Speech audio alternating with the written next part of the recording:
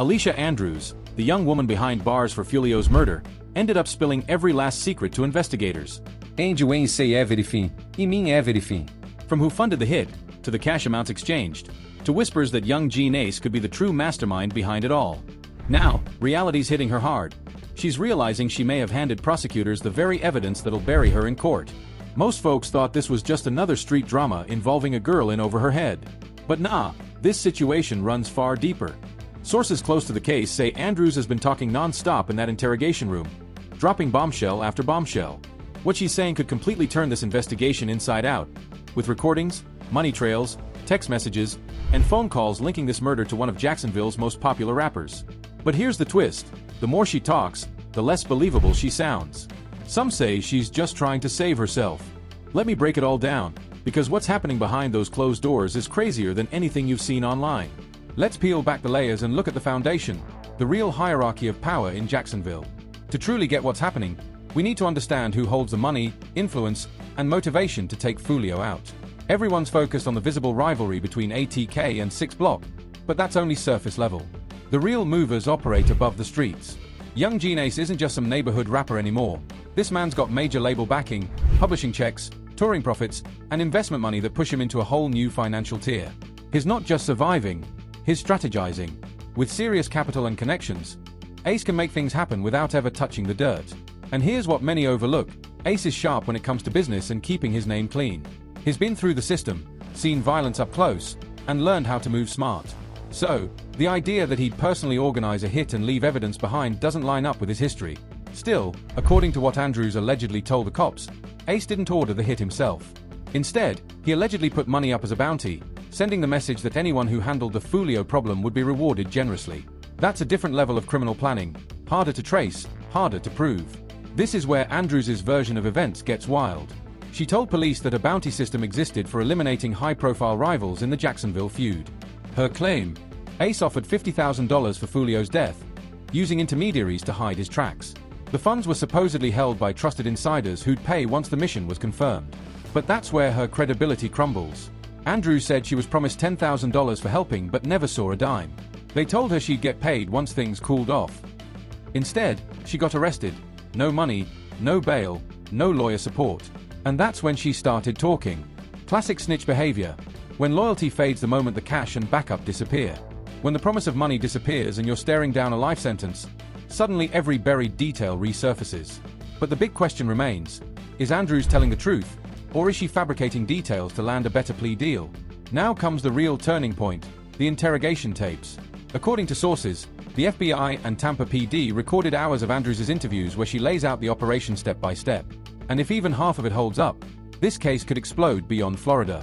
Andrews supposedly revealed that the hit was premeditated weeks in advance, involving people handling surveillance, planning routes, and executing the mission.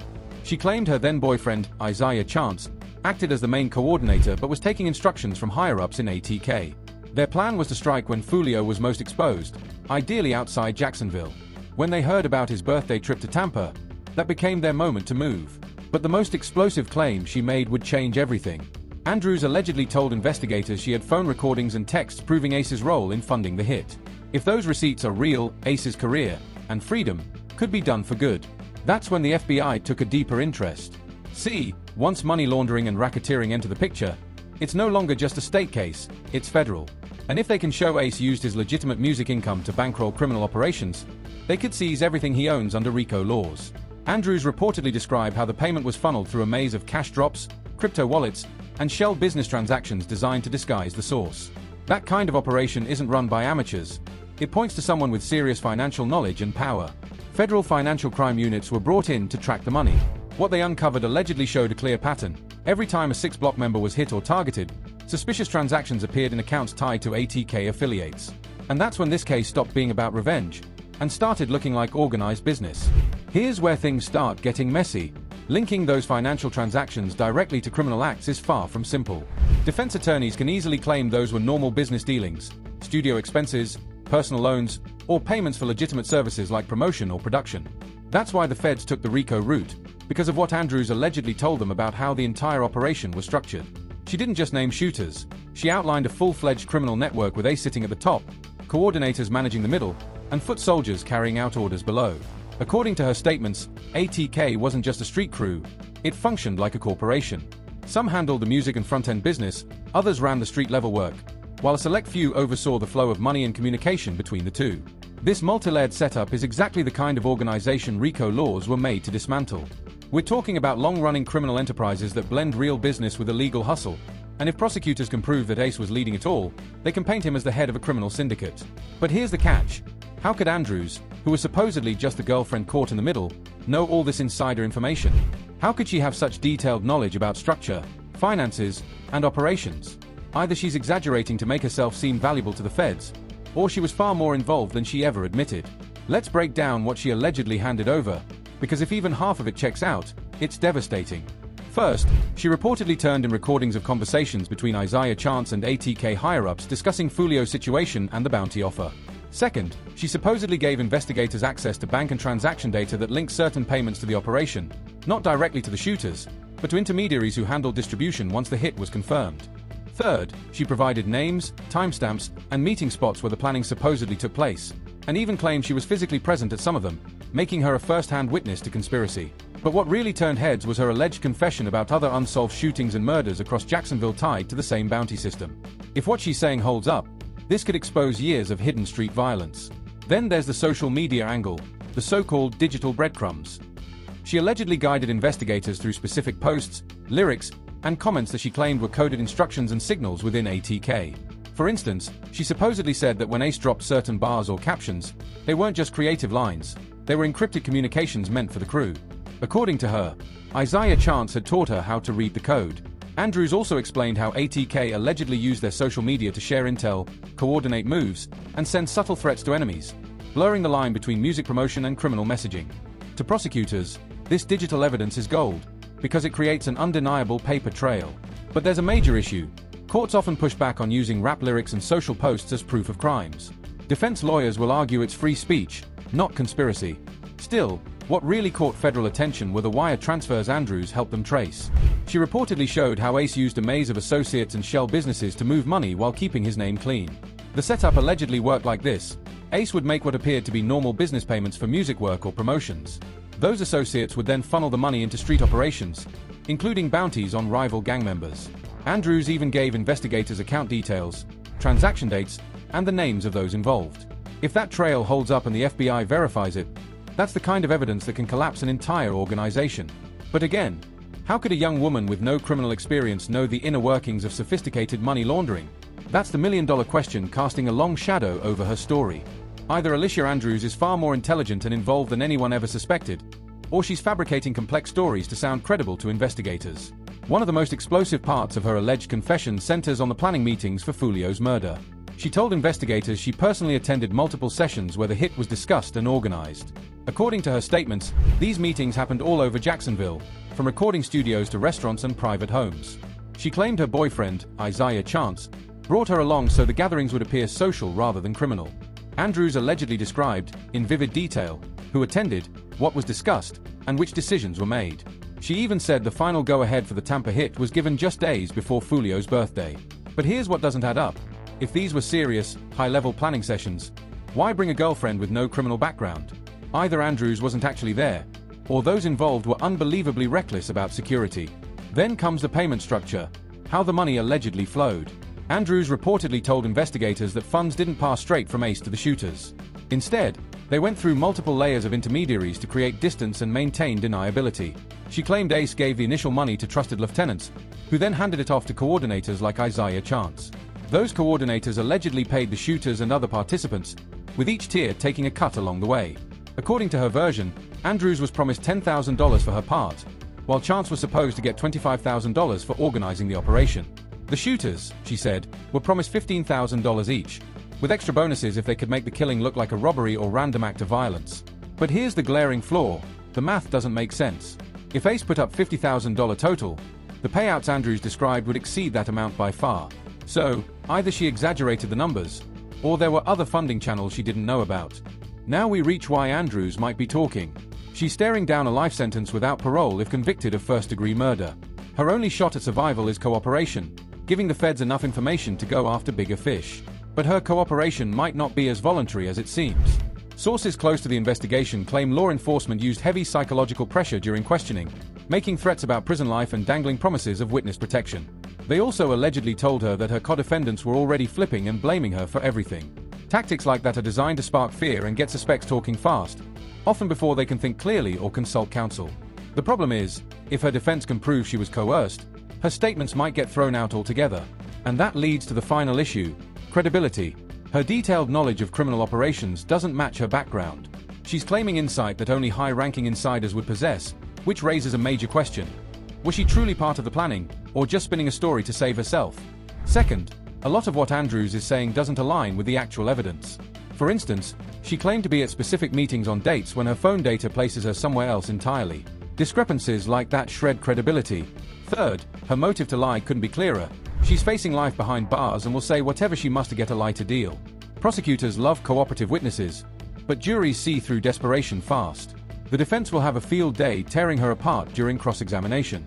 They'll point out that her story has changed several times, that she has every reason to fabricate details, and that most of what she's saying can't be independently confirmed. Now let's get into the Yungeen Ace angle, and why he might not actually be behind this hit. For starters, Ace has worked hard to keep his name clean ever since his earlier run-ins with the law. He's turned his life around and built a legitimate rap career with real money and influence. Risking all of that to be part of a street hit just doesn't add up. Jumping into a high-profile murder plot would destroy everything Ace has built. Plus, the timing doesn't align. Ace was fully locked in on his music career, distancing himself from the chaos of street politics. He was already winning the rap feud, rising fast, and Foolio's relevance was fading. Why gamble everything when success itself was handling the problem? The more realistic scenario is that lower-tier ATK members acted on their own, trying to impress Ace or boost their standing within the group. Andrews might be naming Ace because she knows that's exactly what investigators want to hear. Now, here's where the federal strategy comes in. They're not only targeting one murder, they're aiming to dismantle what they believe is a criminal enterprise. Their approach follows the same formula they've used against organized crime. Start from the bottom, flip the smaller players, and climb the hierarchy until they reach the alleged shot callers. They think by squeezing people like Andrews, they'll eventually reach those funding or directing the violence. But this plan only works if the informants actually know what's happening at the top. If Andrews is fabricating stories about Ace's involvement, then the entire case collapses, and innocent people risk being destroyed by false testimony. That's why Ace's defense team is already gearing up for war. Their plan? Expose Andrews as a desperate woman saying whatever it takes to cut a deal. They'll highlight how she first denied knowing anything, then conveniently remembered more details each time prosecutors offered her a better bargain. That shifting narrative is the hallmark of an unreliable witness. Most importantly, Ace's lawyers are demanding proof, all the supposed recordings, text messages, and bank records. If those don't exist or don't match her claims, her entire story crumbles. And here's the bigger issue, the bigger picture that everyone's ignoring. What's really happening here might be less about justice and more about tearing down another successful young black man who made it out of the streets. Ace built his empire from nothing, survived losses, and turned pain into a business. Now, one unverified confession could undo everything he's worked for, not because of hard evidence, but because of a system eager to believe the worst about someone who beat the odds. Now they're trying to tear all of that down, based solely on the word of a woman who's facing life in prison and has every reason to lie. It's the same old playbook the system's used against successful black men in hip-hop for decades. Find someone desperate enough to make accusations, and use those claims as ammunition to dismantle everything they've built. Even if Ace is completely innocent, the damage from these allegations alone could shatter his career, ruin business deals, and strip away his freedom before a verdict is ever reached. That's the dangerous power of the federal machine. They can destroy your life without ever proving you guilty. The inevitable outcome? Truth versus desperation. Here's the real bottom line, fam. Andrews' claims against Ace are almost certainly BS, crafted to secure a better plea deal.